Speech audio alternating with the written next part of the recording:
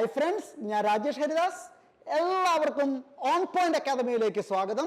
It's an exclusive channel for commerce classes.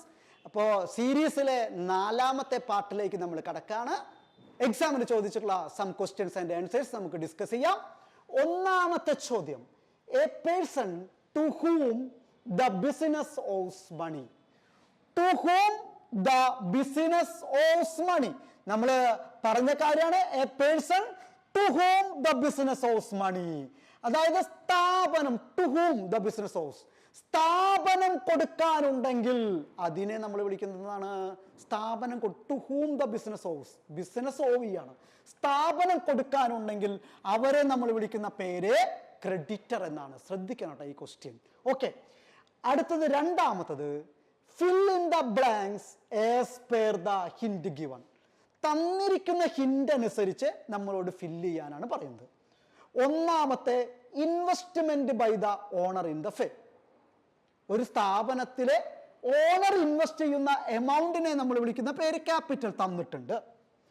Assets held for A short period of time. ചെറിയ പീരീഡിലേക്ക് നമ്മൾ held ചെയ്യുന്ന അല്ലെങ്കിൽ നമ്മളെ സ്വന്തമാക്കുന്ന assets, അല്ലെങ്കിൽ നമ്മൾ ചെറിയ പീരീഡിൽ തന്നെ ക്യാഷായി മാറുന്ന അസറ്റ്സ്, അതിനെ നമ്മൾ വിളിക്കുന്ന പേരെന്താണ്? Current assets. നമ്മൾ മുൻപ് ഡിസ്കസ് ചെയ്താണ് current assets. Next question, debtor. എന്താണ് ഡെപ്റ്റർ? നമ്മൾ പറഞ്ഞു, നമുക്ക് സാധനങ്ങൾ വാങ്ങി കസ്റ്റമർ പണം തരാനുണ്ടെങ്കിൽ അതിന് നമ്മൾ എന്താ പറയാ? The person who owes to business, owes money to business. സ്ഥാപനത്തിലേക്ക്, ടു ബിസിനസ്, സ്ഥാപനത്തിലേക്ക് പൈസ തരാനുള്ളവർ, അവരെ നമ്മൾ വിളിക്കുന്ന പേരാണ് ഡെപ്റ്റേഴ്സ്. ശ്രദ്ധിക്കണം, ടു ബിസിനസ്, സ്ഥാപനത്തിലേക്ക് തരാനുള്ളത്. ഓക്കെ, അടുത്തത് നമുക്ക് നോക്കാം.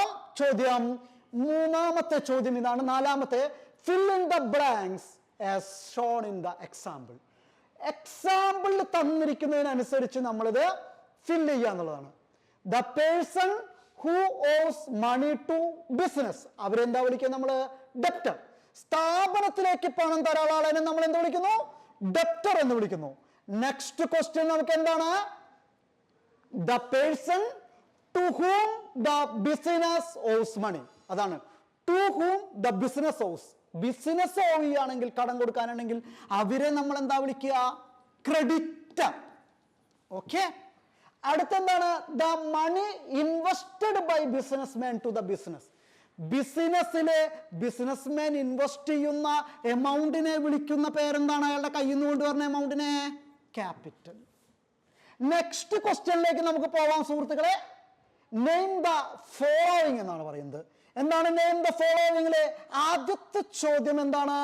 നമുക്ക് കാണാം, withdrawal of money by the owner from the business for personal purpose. നമ്മൾ പറഞ്ഞു, പേഴ്സണൽ പർപ്പസിന് വേണ്ടി ഫണ്ട് വിഡ്രോ ചെയ്താൽ അതിന് നമ്മൾ വിളിക്കുന്ന ഒരു പേരുണ്ട്. അതാണ് എന്ത് എന്ന് പറയുന്നത്? ഡ്രോയിങ്. എന്താ നമ്മൾ അതിനെ പറയാറുള്ളത്? ഡ്രോയിങ്സ്. ഓക്കെ, 2ാമത്തത്, the amount of goods lying unsold at the end of an accounting period. ഇത് അസറ്റ്സിൽ നമ്മൾ പഠിച്ചിട്ടുള്ളതാണ്. അൺസോൾഡ് ഗുഡ്സിനെ, അതായത് അക്കൗണ്ടിങ് പീരീഡ് അവസാനിക്കുമ്പോൾ ഗുഡ്സ് വിൽക്കാതെ കിടക്കുന്നുണ്ടെങ്കിൽ അതിനെ നമ്മൾ വിളിക്കുന്ന പേരെന്താണ്? ക്ലോസിംഗ് സ്റ്റോക്ക്, സ്റ്റോക്ക്, ഇൻവെന്ററി എന്നൊക്കെ നമ്മൾ വിളിക്കും. അതൊരു കറന്റ് അസറ്റ് ആണ്, കാരണം 1 ഇയറിൽ നമ്മൾ വിറ്റ് ക്യാഷ് ആക്കും. സോ നമ്മുടെ ഉത്തരം എന്താണ്? ക്ലോസിംഗ് സ്റ്റോക്ക് അല്ലെങ്കിൽ സ്റ്റോക്ക് എന്നുള്ളതാണ് ഉത്തരം. അടുത്തത്, എക്സസ് ഓഫ് ഇൻകം. അതാണ് നമ്മൾ നോക്കേണ്ടത്. ഇൻകത്തിൽ കൂടുതൽ വന്നാൽ ഓവർ എക്സ്പെൻസ്, എക്സ്പെൻസിനേക്കാൾ കൂടുതൽ ഇൻകം ഉണ്ടായാൽ അതിനെ നമ്മൾ വിളിക്കുന്ന പേരാണ് നേരത്തെ പറഞ്ഞു പ്രോഫിറ്റ്. ഓക്കെ, ഇൻകം കൂടുതലാവുക എക്സ്പെൻസിനേക്കാൾ, അതിനെയാണ് നമ്മൾ പ്രോഫിറ്റ് എന്ന് വിളിക്കുന്നത്. Next, cash or asset invested by the owner in the business. അതിന് നോക്കാനില്ല, നമ്മൾ പലതവണ പറഞ്ഞതാണ് ക്യാപിറ്റൽ. നെക്സ്റ്റ് ക്വസ്റ്റ്യൻ എന്താണ്? നമ്മുടെ give example for each of the following. തന്നിരിക്കുന്നതിനൊക്കെ ഒരു എക്സാമ്പിൾ എഴുതാനാണ് നമ്മളോട് പറഞ്ഞത്. 1ാമത്തെ ഗെയിൻ എന്നുള്ളതാണ്. ഗെയിൻ ഞാൻ നിങ്ങളോട് പറഞ്ഞു, അപ്രതീക്ഷിതമായി കിട്ടുന്ന വരുമാനം. അതിന് ഞാൻ നിങ്ങളോട് പറഞ്ഞു, ഒരു കാര്യം പറഞ്ഞു, എന്താണ്? Profit on sale of fixed asset. Profit on sale of fixed asset. അതായത് ഫിക്സഡ് അസറ്റ് വല്ലപ്പോഴും ഉണ്ടാവണ ഒരു കാര്യമാണ് ഫിക്സഡ് അസറ്റ് വിറ്റിട്ട് ലാഭം കിട്ടുക എന്നുള്ളത്. അതെന്താണ്? ഒരു ഗെയിനാണ്. വിന്നിങ് ലോട്ടറി ഒരു ഗെയിനാണ്. ഓക്കെ. രണ്ടാമത്തെ short term liability.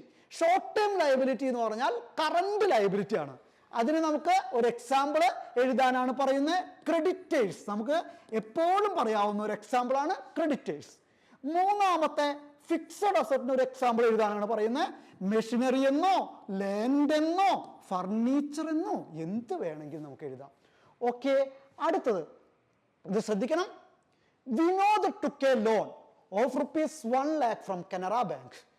Identify the debtor. Debtor എന്ന് പറഞ്ഞാൽ എന്താണ്? തരാനുള്ള, നമുക്ക് തരാനുള്ള ആളെയാണ് എന്ത് വിളിക്കുക? ഡെപ്റ്റർ എന്ന് വിളിക്കുക. ഇവിടെ ആർക്കാണ് കിട്ടാണ്ടാവുക? കിട്ടാനുള്ളത് കനറ ബാങ്കിനാണ് അല്ലേ? ആർക്കാ കിട്ടാനുള്ളത്? കനറ ബാങ്ക്. അപ്പൊ ഇവിടുത്തെ സ്ഥാപനം കനറ ബാങ്ക് ആണ്. ആരാണ് തരാനുള്ള ആള്? കനറ ബാങ്കിന് തരാനുള്ള, അല്ലെങ്കിൽ കനറ ബാങ്കിന് ആരുടേന്നാണ് കിട്ടാനുള്ളത്? വിനോദിൻ്റെന്ന്. അപ്പോ ആരാണ് ഇവിടുത്തെ ഡെപ്റ്റർ എന്ന് പറയുന്നത്? ആരാണ്? വിനോദാണ്. ആർക്കാണ് വിനോദ് കൊടുക്കാനുള്ളത്? കനറ ബാങ്കിനാണ് വിനോദ് കൊടുക്കാനുള്ളത്. അപ്പൊ ഡെപ്റ്റർ ആരാണ്? വിനോദാണ്. കിട്ടാനുള്ള ആളാരാ? അതായത് കിട്ടാനുള്ളത് ആരിൽ നിന്നാണ്? വിനോദിൽ നിന്നാണ്. അപ്പൊ വിനോദ് മാത്രമാണ് ഇവിടുത്തെ ഡെപ്റ്റർ എന്ന് പറയുന്നത്. അടുത്ത ചോദ്യം നോക്കാം. എട്ടാമത്തെ ചോദ്യം. On 1st April 2016 Thomas purchased goods from Arun for ₹6,000 on credit. Identify the debtor and a creditor in the transaction. ഈ തന്നിരിക്കുന്നതിൽ ഡെപ്റ്ററേയും ക്രെഡിറ്ററേയും തിരിച്ചറിയാനാണ് പറയുന്നത്. ഇതിൽ രണ്ട് പേരാണുള്ളത്. ഒന്ന് തോമസ്, മറ്റൊന്ന് അരുൺ. ആരാണ് പർച്ചേസ് ചെയ്യുന്നത്? തോമസ് ആണ്. അപ്പൊ വിൽക്കണ ആൾ ആരാണ്? അരുണാണ്. അപ്പൊ സെയിൽസ്മാൻ അല്ല ആരാണ്? അരുണാണ്. അപ്പൊ അരുണിനാണ് കിട്ടാണ്ടാവുക അല്ലേ? അരുണിനാണ് കിട്ടാനുണ്ടാവുക. ആരെന്നാ കിട്ടാനുള്ളത്? തരാനുള്ള ആൾ ആരാണ്? തരാനുള്ള ആള് തോമസ് ആണ്. അപ്പൊ അരുണിനെ സംബന്ധിച്ചാണ് ഡെപ്റ്റർ ഉണ്ടാവുക. അപ്പൊ ഡെപ്റ്റർ ആരാണ്? അരുണിന്റെ ഡെപ്റ്റർ. അരുണിന് തരാനുള്ള ആള് തോമസ് ആണ്. കാരണം അരുണാണ് വിൽപ്പന നടത്തിയിട്ടുള്ള ആള്. പർച്ചേസ് ചെയ്തിട്ടുള്ള ആളാണ് തോമസ്. തോമസ് എന്ന് പറഞ്ഞാൽ ആരാ? വാങ്ങിയ ആളാണ്. വാങ്ങിയ ആളാണ്. വാങ്ങിയ ആളെ സംബന്ധിച്ച് അയാൾക്ക് എന്താ ഉണ്ടാവുക? അയാൾ കൊടുക്കാനാ ഉണ്ടാവുക അല്ലേ?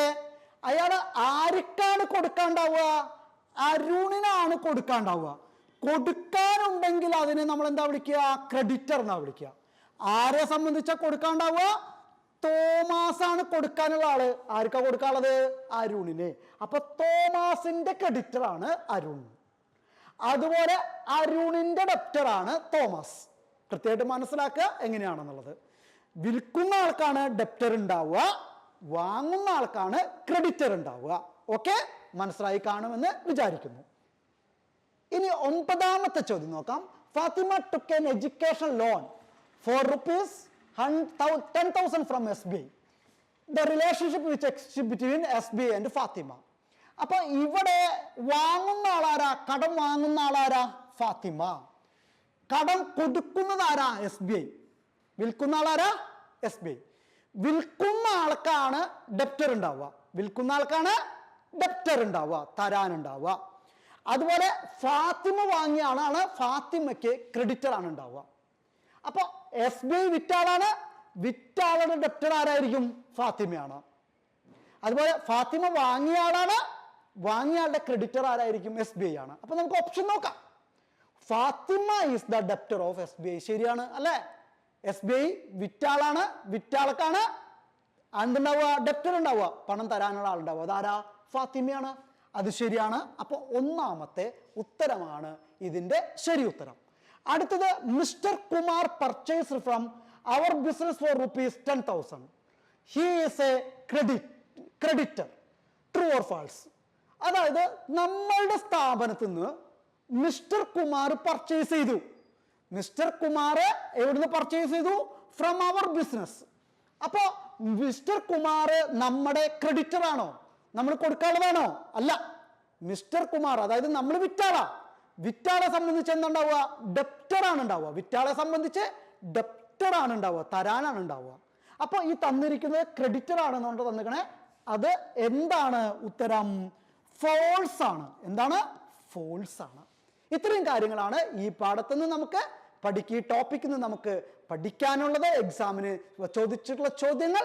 അപ്പോൾ ഇനി അടുത്ത പാർട്ടിലേക്ക് കടക്കും വരേക്ക് ഗുഡ് ബൈ.